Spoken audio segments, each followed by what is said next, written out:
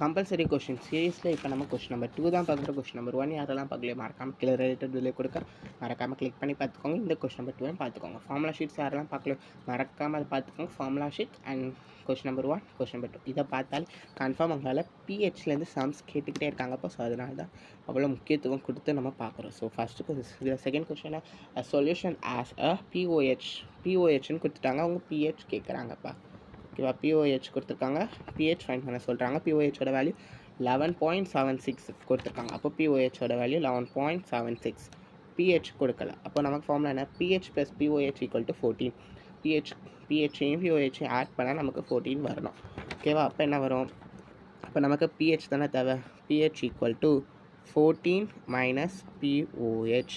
இதை நம்ம இப்படி ரீஅரேஞ்ச் பண்ணிக்கலாம். அப்போ பிஹெச் ஈக்குவல் டு 14 மைனஸ் பிஓஹெச்சோட வேல்யூ 11.76. இதை நீங்கள் மைனஸ் பண்ணிங்கன்னா உங்களுக்கு